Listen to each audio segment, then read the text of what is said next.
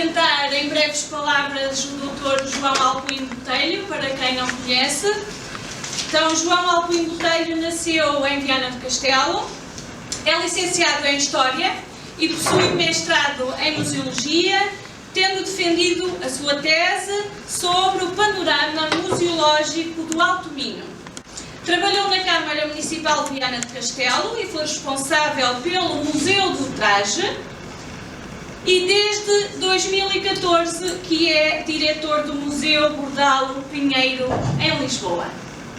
Fica assim apresentado em breves palavras e passo então a palavra ao Dr. João Alcuim Botelho. Muito boa tarde a todos. Eu começo por agradecer este convite à Câmara Municipal de Ponte Lima e dar os parabéns também por estarem a tratar tão bem de uma figura tão importante da sua terra. Estes cumprimentos são extensíveis à doutora Ana Carneiro, desculpe, pela forma como organizou, e temos aqui uma sala cheia, que bom. Agradecer também ao João Abreu Lima, que foi ele quem me meteu nisto. Muito obrigado, foi divertido voltar a este tema. E a toda a família Sá Coutinho, eu vou dirigir aqui a Rosário o agradecimento especial, mas também à tia Mariazinha, que fico muito contente que esteja aqui. E começar por dizer que tive também o gosto de, se não me engano, em 2008, estar aqui na apresentação deste livro, dos Passos Raros e Inéditos, e lembrar, claro, que nesse dia estava aqui sentado ao lado, aqui aliás na área cooperativa, o embaixador João Coutinho, o tio João, que foi de facto um enorme gosto tê-lo presente, e lamentar muito que não esteja agora. Tinha de começar assim.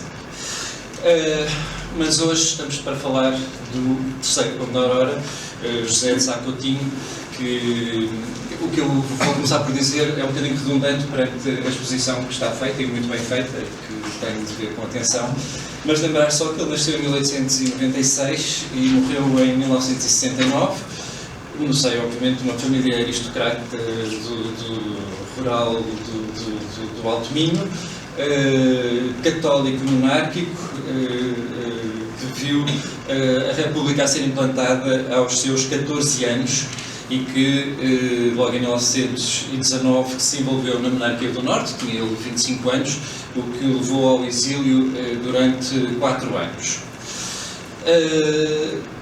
Portanto, estamos a falar de um início do século XX, conturbado, uma primeira metade do século XX conturbada, o fim da monarquia, início da República, depois o início do Estado Novo. É este ambiente em que o terceiro Conde da Aurora se movimenta. Sobre ele,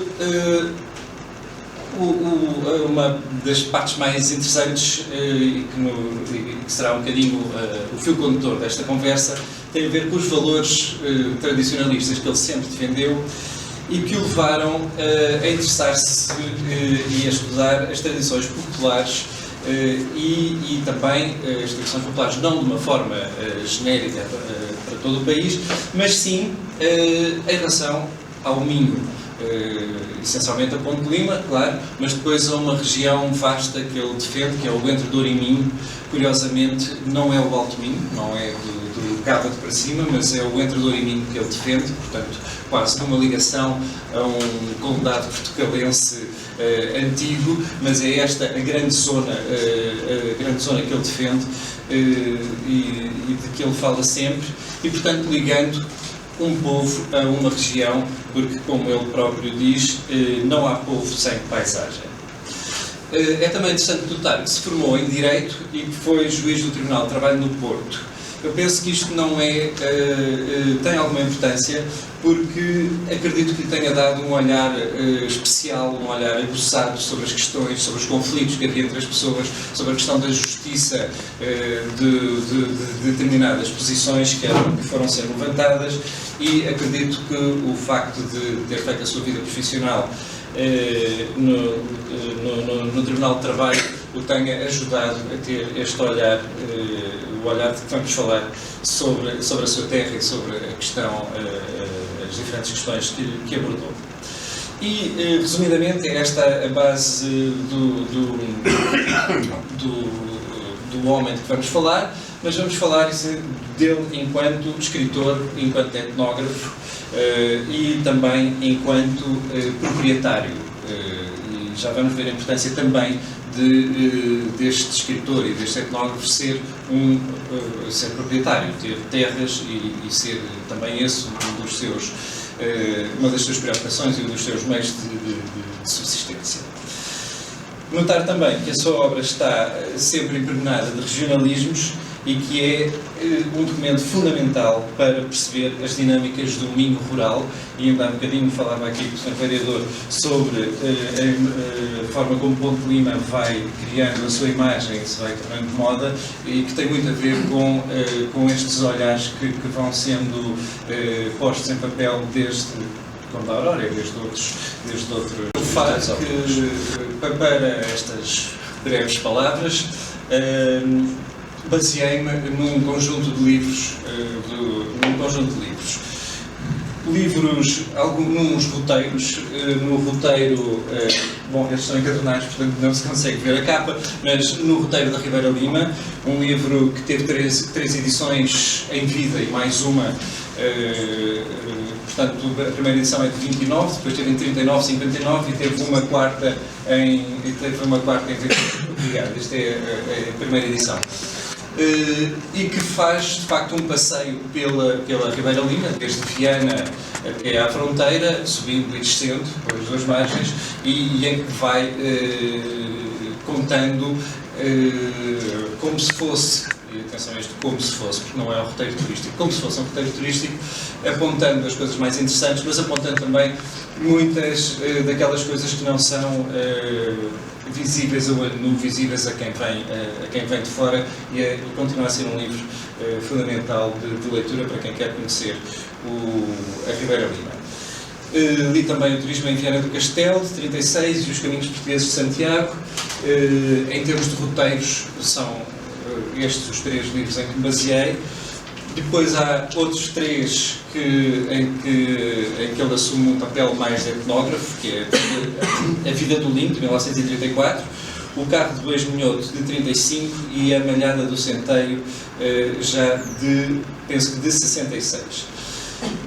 Falo também de dois romances que são particularmente interessantes. O Dom Aleixo, que é este, Dom Aleixo, que se refere à figura do escultor Aleixo Queiroz Ribeiro, Conde de Santa Eulália. O livro é de 1921, é escrito muito pouco tempo depois da morte de Aleixo Queiroz Ribeiro, e é um livro em que ele conta a história deste Dom Aleixo, de um homem que, sendo de uma família aristocrática altominhota, acaba por renegar os seus valores e prosseguir uma carreira que não é bem uma carreira artística, é de facto uma carreira mais ativista, portanto a forma como ele se move acaba por ser de facto um anti-herói, ou seja, nós vemos através do que o Dom Aleixo fez aquilo que não deve ser feito. Aliás, isso é exatamente a mesma coisa que acontece com o Pinto.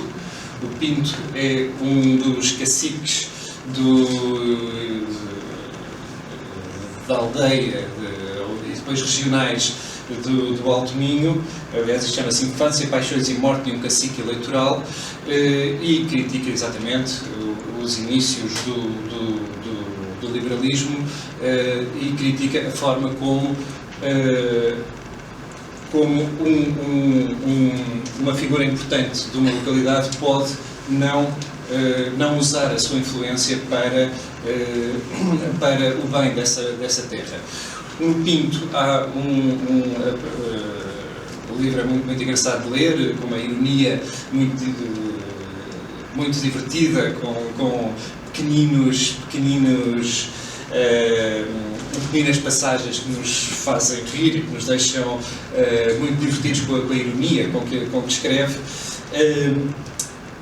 Mas depois, a parte final do livro, o Pinto, que viveu sempre, tratou mal a mulher, traiu os seus amigos, fez tudo por conseguir o poder, acaba por ter penso que uma apoplexia, já não sei, ficar alguns dias em moribundo antes de morrer, e são uns dias, ainda bem que ele não morreu de morte imediata, porque durante esses dias ele pode pensar todo o mal que fez, e essas páginas finais são uma espécie de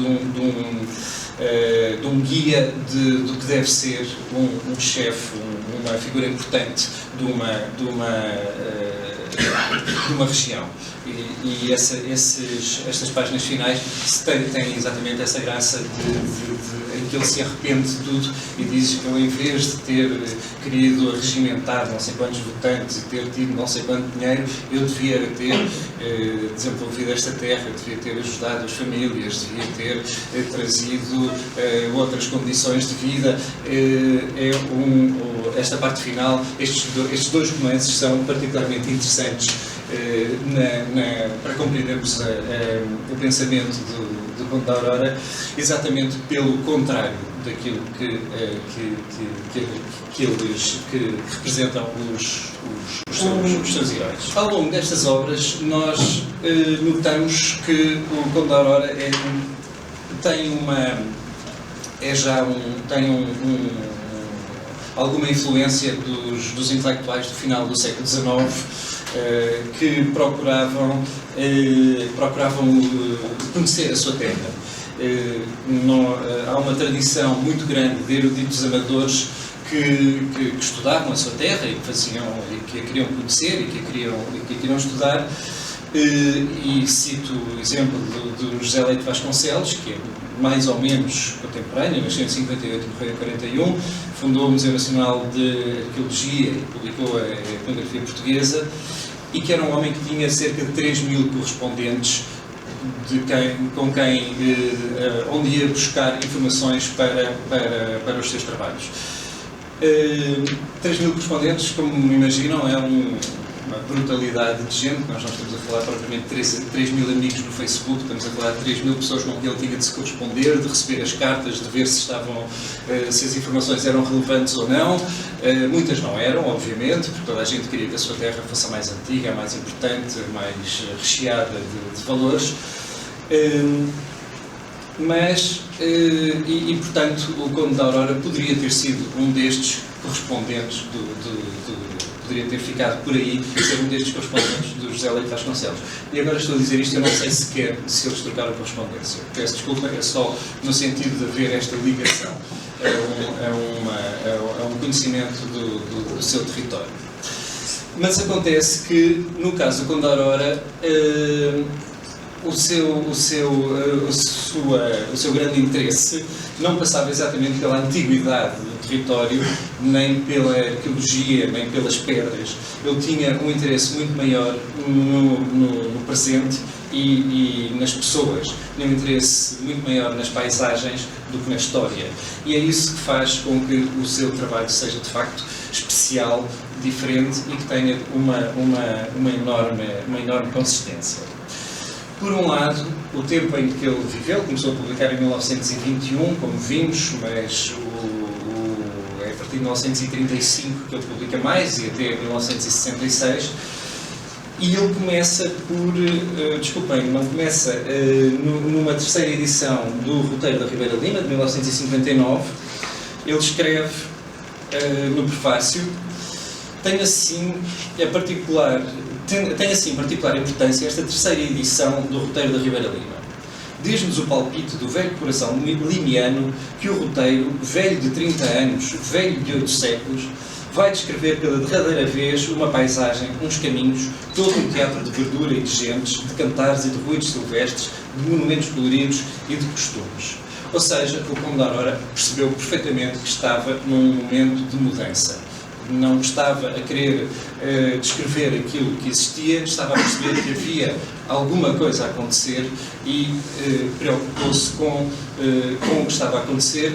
E aqui é muito importante nós lembrarmos que ele era ele próprio proprietário e, portanto, estava a ver os problemas que aconteciam no dia-a-dia na agricultura, nas suas terras, com os seus caseiros, com a venda dos produtos, com tudo isso. E é isto que lhe dá, de facto, uma importância muito grande ao seu trabalho.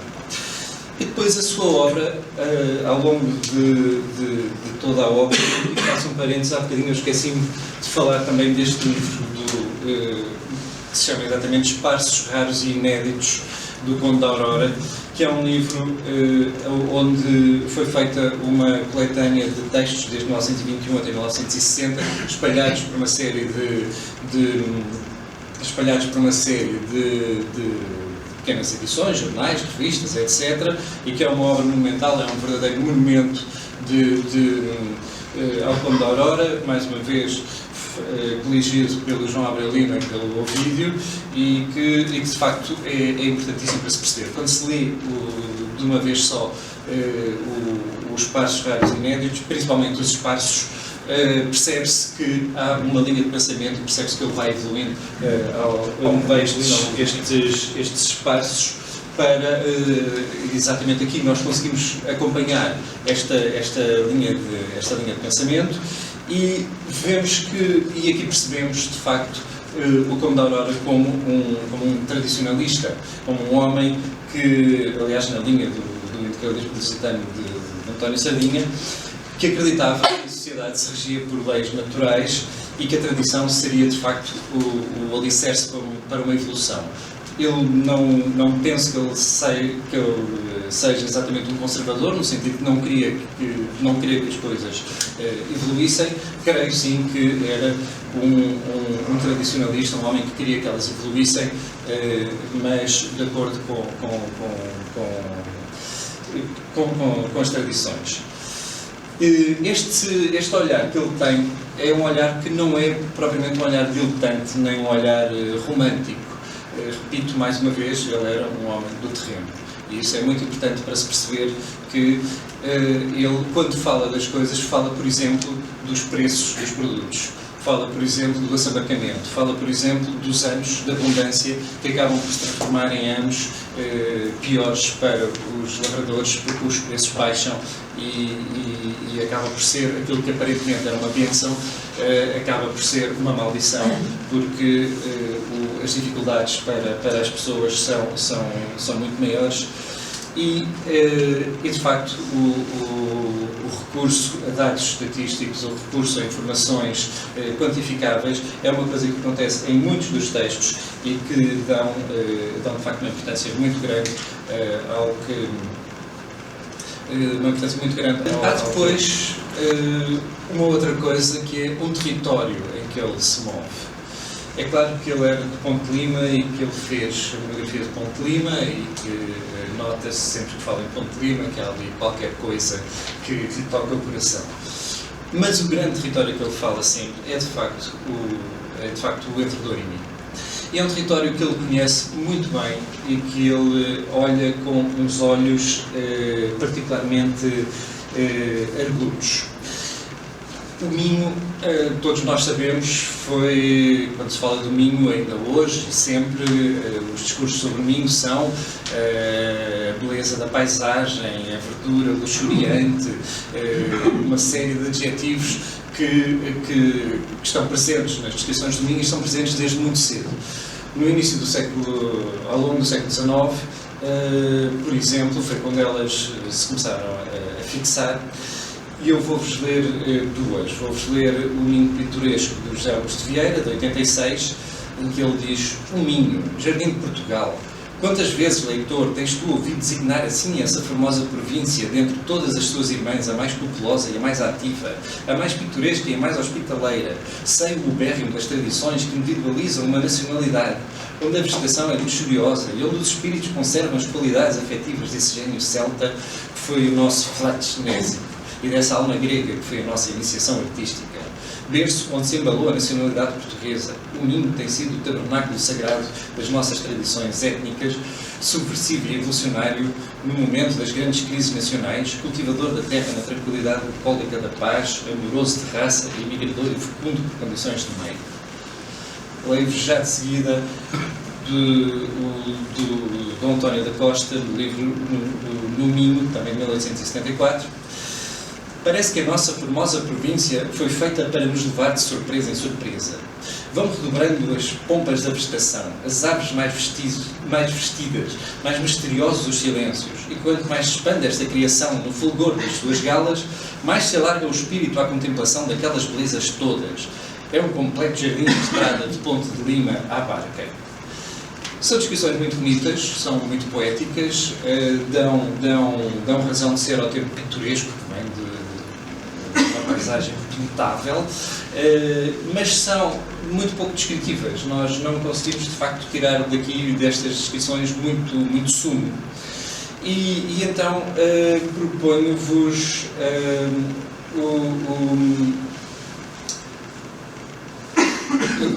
quando o Conde da Aurora fala,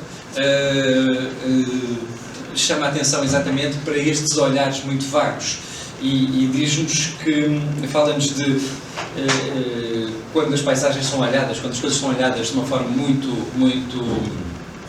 diletante.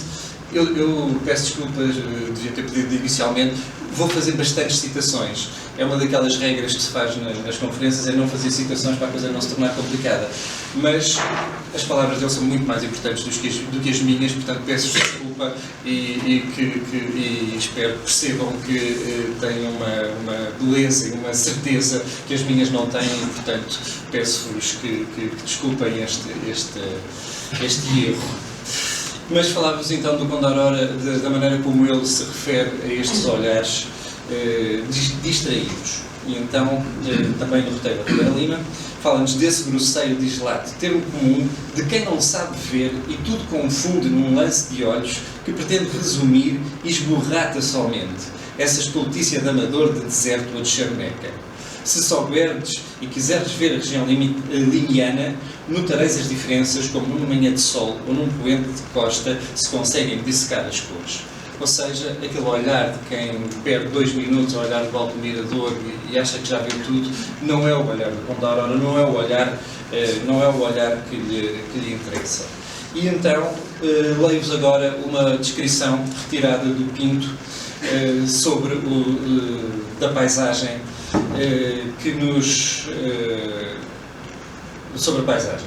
Como é linda toda a encosta, salpicada de casais brancos, telhadinhos caiados, medas novas de centeio a cintrar cada um. Janelas maquiadas de cal cortam o escuro pardacento dos casebres. Todos os caminhos do monte se afestoam de grinaldas de vinha. De certa altura para cima é só o baldio, calvo de arvoredo, enxadrezado de cortes de mato tão certinhos que parecem escanhoados à navalha de barba. Nesta descrição, muito mais curta, nós percebemos logo que há uma encosta e que há diferentes níveis da encosta. Percebemos que as casas são de granito, percebemos que são pobres, lemos logo uma coisa que já não existe, a forma como eram pintadas as molduras das janelas. Percebemos que têm medas novas de centeio. Reparem que nem sequer é de milha, é de centeio, ao centeio aqui que ele vai buscar. Percebemos que há baldios, que a partir de certa altura deixa de haver terreno cultivado e que passam a ser os baldios que são fundamentais, de que ele fala muitas vezes, exatamente aqui nos esparços. Calvo de Arvoredo, portanto uma zona aparentemente inóspita, mas que é fundamental para a vida rural, da forma como onde se vão buscar os matos, que depois eram trazidos para as camas dos gatos e que serviam de estrume, e tudo isso está nesta pequena descrição de 3 ou 4 linhas, muito bem contada. Não deixa, continuamos a achar que a paisagem é muito bonita, mas a adjetivação é transformada em elementos concretos de quem sabe sabe olhar e de ver quem nós temos sempre o Minho é verde, não é? As gamas de verdes. Até acho muito engraçado as pessoas que falam do traje, que uma coisa que se ouve muito é que o traje é tão colorido porque as pessoas olham para a paisagem, veem muitos verdes e então fazem o traje colorido. Só que o traje é vermelho e os trajes são verdes, portanto a coisa não joga uma com a outra. Mas o Conde da Aurora, quando fala dos verdes, fala 1000 gamas de verde na distância, da oliveira azul negro ao carvalho tenro renascido e ao castanheiro afestoado. Não são verdes à toa, não são os verdes quaisquer, são verdes que ele identifica, que ele sabe colocar na paleta, e isto transforma a leitura da paisagem, ajuda-nos a ler a paisagem, a percebê-la e a tornar o nosso olhar muito mais rico e muito mais interessante. Mas a paisagem para o Conde da Aurora tem também, como ele diz, algures gente dentro. Não é só os castanheiros e as casinhas e as medras e os baldios, é também gente que está no terreno. E faço mais uma vez, leio-vos mais uma vez duas passagens. Uma do Dom Aleixo: quieta a natureza, nenhum sopro de vento, bailando as folhas ressequidas de calor. Às vezes lá quebrava a monotonia da paisagem a vela branca de um barco subindo o rio para o carregador. Negros barqueiros, tostados do sol e do tempo, seminus, mangas arregaçadas, curtas cerolas de pano cru, corriam pela borda, arrimados à vara. A figura do barqueiro é uma figura que aparece muito pouco, mas que foram fundamentais nos tempos da Feira de Ponte Lima, quando não havia estradas e quando todo o comércio era feito pelo rio. E aqui está uma descrição de um barqueiro. E passo a outra, também do roteiro. A longe um boieiro gritou ao gado e os bois traçaram um sulco na terra. Estridentes chiava um carro de mato descendo dos altos córregos do baldio.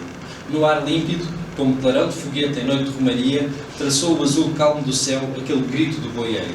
E o outro, o do carro de tojo. Mais uma vez é o boieiro, dois boieiros, aliás, um que está a lavrar a terra e o outro que está a trazer um carro de mato. Portanto, são duas personagens que compuseram essa paisagem, esta ideia da paisagem com gente dentro, que foram eles quem compôs a paisagem, quem vive a paisagem. E tem ainda uma outra curiosidade, é a introdução do som. Aqui o som, o grito do boieiro, o chiar do carro de bois estão aqui presentes, fazem parte desta paisagem e fazem parte não como um som de passarinhos muito bonitos, esvoaçantes, mas como sons concretos que acontecem num momento determinado e que fazem parte de uma Esta questão do som parece-me também interessante e acho que pode ser também uma das pistas para a singularidade da obra do Conde da Aurora. É que ele era, de facto, um homem culto, com uma cultura da sua época. E as referências que ele tem aos meios culturais são referências que eu acho que dificilmente se encontram em outros autores. É muito fácil encontrar referências, por exemplo, a escritores, a forma como ele refere essa, Ramalho, Aquilino, Camilo, é muito óbvio, até é óbvio na própria estrutura dos romances. O Pinto tem muito a construção do Pinto tem muito do Bessa, a forma como ele desenvolve as personagens tem muito do Camilo, estas personagens, por exemplo, aquelas personagens do Camilo, aqueles brasileiros que estão na viagem, os portalhões, são com certeza primos do Pinto. Mas também o cinema. Ele tem referências ao Manuel de Oliveira, ao Alto da Primavera, tem referências ao Charlie Chaplin, aos tempos modernos, quando refere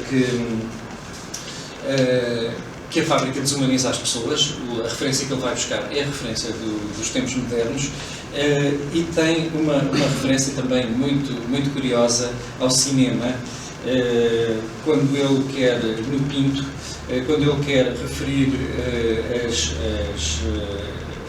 quando ele quer descrever um conjunto de personagens que estão numa Assembleia, ele diz: gostava de poder usar nesta altura a técnica dos cineastas russos e mostrar em gros plan cada um dos comparsas da Assembleia. Portanto, vai buscar uma forma de descrever que não é exatamente a literatura que ele vai buscar, ao cinema. Mas também a música. E continuando a citar do roteiro da Ribeira Lima, ao falar do Rio Lima, o rio, brando como sempre, no tempo, no espaço, na poesia e no agro azul, era de um azul amaranto, como uma música de Debussy. Mas não fica por aqui, e refere, por exemplo, em relação a Santa Luzia. Em Santa Luzia, uma velha inglesa, descarnada e bedecariana, goza o seu fauteuil de orquestra de cores, como nunca Wagner ou Bayreuth tiveram, que lhes custou umas dezenas de libras.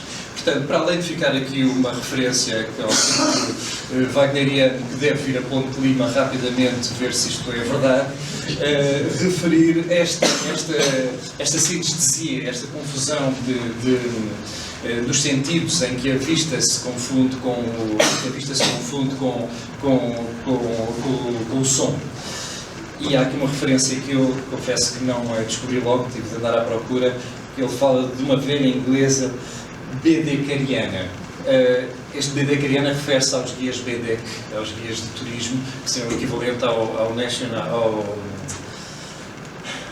aqueles que nós todos usamos quando vamos de férias, de facto, ao American Express, e que ele aqui já critica, dizendo que é um turismo massificado e não um turismo como deve ser, como ele diz, que quando alguém vem a Ponte Lima deve ir chamar o pilauta para ele mostrar as coisas, para ser uma coisa muito mais genuína e autêntica e não propriamente ficar simplesmente pelo que os guias em relação à dança, obviamente que há também referências à dança, e não podemos esquecer da passagem da Margot Fontaine em 1952 pela casa de Nossa Senhora da Aurora, e se nós hoje vemos a excitação que é com a Madonna em Lisboa, imagina em 1952 com a Margot Fontaine em Ponte Lima e a forma como isso foi importante na altura.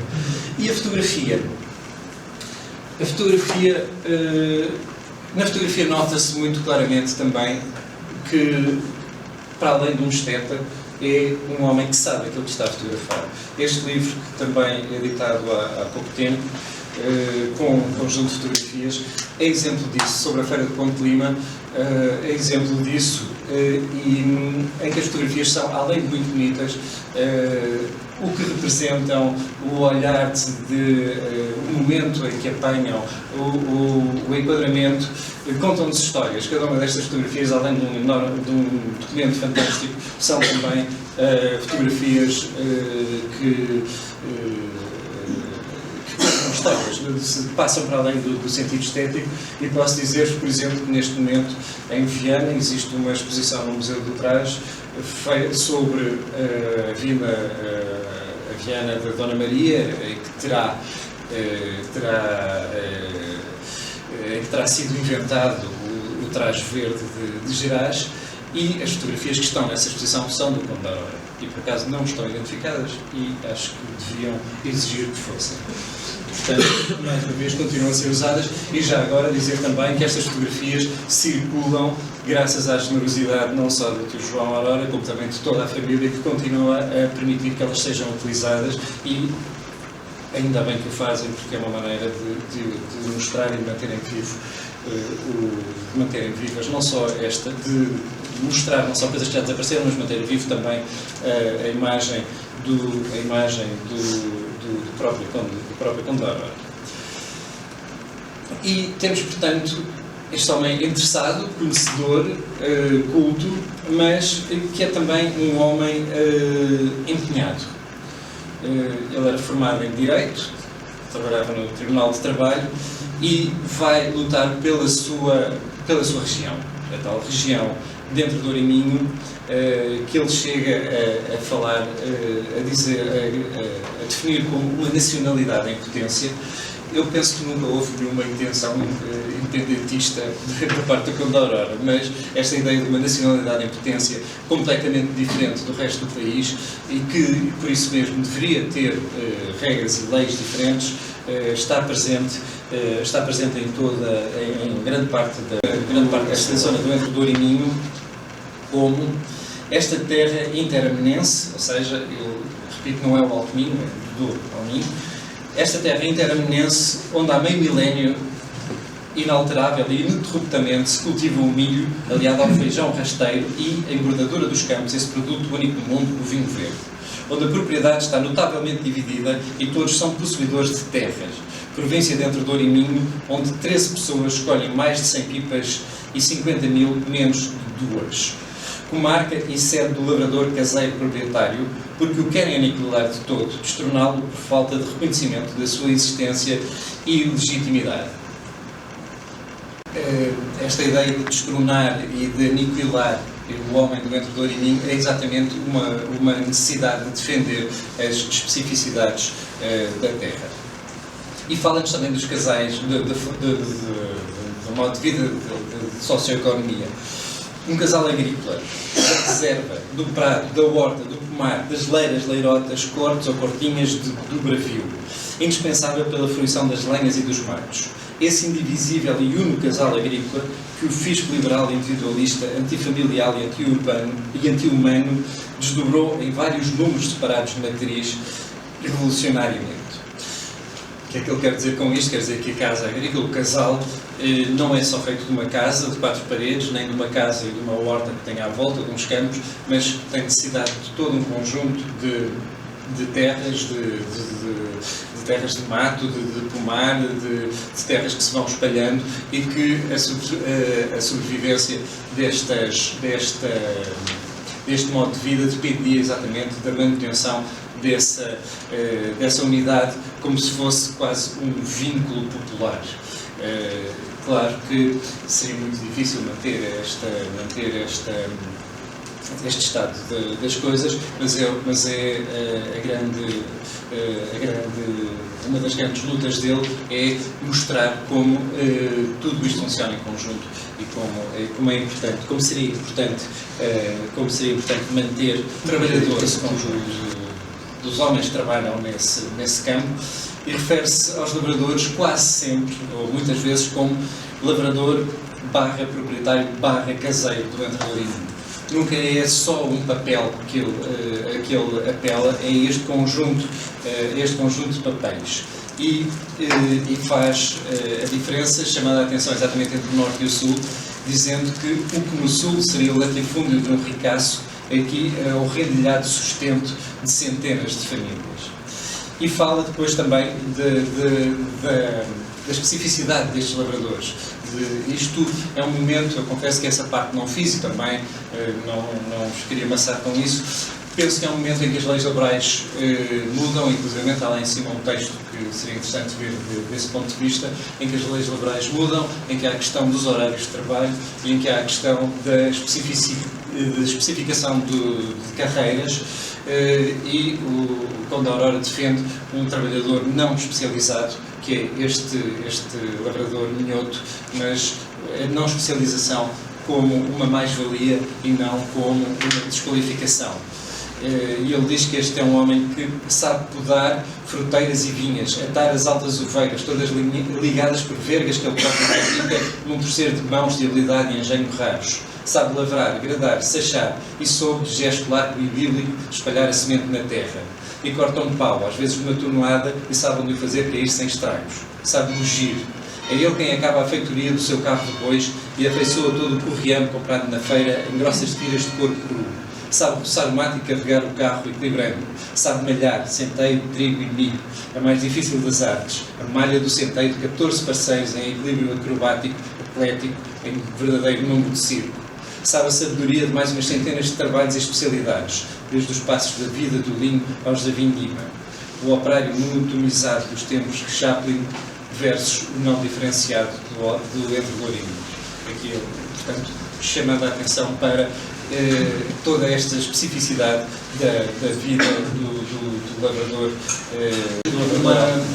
um tratamento especial ao Entre Douro e Minho, e diz: Lisboa é o sul, é a capital do Alentejo e das terras de grande extensão, produtoras de trigo e de cortiça, onde um proprietário ou latifundiário considerado absentista e ignorante da técnica agrária.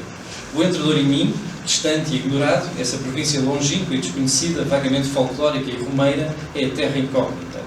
É pena que se legisle para o Entre Douro e Minho como se fosse o Alentejo ou a Beira Baixa. não se capacitar os mandantes de que tudo o que é bom para o Sul, regra geral, é inversa e diametralmente mau para o Norte.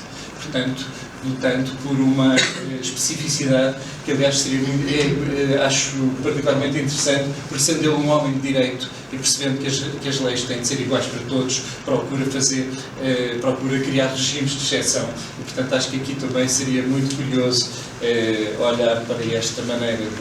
Temos de olhar para estes textos, escritos até 1968, mas sem saudosismos. Eu acho que é importante que o nosso olhar para estes textos não saiamos daqui a dizer antigamente é que era bom, ai como era bom termos os boizinhos, e acho que é importante percebermos que as coisas mudam, e quando se falou esta lógica de um tradicionalismo de que se falou no início, é uma coisa que hoje continua a ser olhada de algumas outras formas. Por exemplo, a forma como a ecologia olha para o tratamento dos campos, para a necessidade de voltar a técnicas antigas, tem muito a ver com esta lógica que o Condor Ora propõe. Mas, sobretudo, acho que é importante não cairmos nesse. É importante também percebermos que este era um momento estamos num momento de mudança. O ritmo civilizacional aumentou exponencialmente, como ele dizia, o que se manteve igual durante 8 séculos, de repente estava a mudar completamente. E o próprio Condor Ora não fica... eu acho que fica atrapalhado, porque há um conjunto de coisas que não têm de facto solução, e ele vai falando delas com alguma dificuldade. Por exemplo, este querer manter o modo de vida agrícola com os casais, com os lavradores a trabalhar a sua terra, ele percebeu rapidamente que era o que estava a alimentar a imigração e aquilo que ele chama as aldeias horríveis, que eram, obviamente, os bidonville. É claro que é uma equação que não funciona, porque se mantém aquele estado de coisas, as pessoas vão ter de emigrar e vão alimentar os bidonville. E, portanto, há aqui uma dificuldade de perceber esta mudança. Por exemplo, ele tem alguns textos contra a indústria, refere-se, Ponte de Lima, a importância da feira, no sentido de ser a importância da feira, sem indústria, sem fábricas, sem produtos especiais, vive paulatinamente da sua pequena lavoura, à moda do minho, pão e vinho, gado e uns pinheiritos. O seu único valor económico é a feira de Ponte de Lima. É claro que, perante este panorama, não era possível opor-se a um progresso que estava a acontecer, opor-se a uma industrialização e não perceber que, se isso se mantivesse assim, os resultados seriam de facto a imigração, seriam de facto uma industrialização muito selvagem, mas este é um caso que não fica resolvido ao longo dos textos que fui lendo.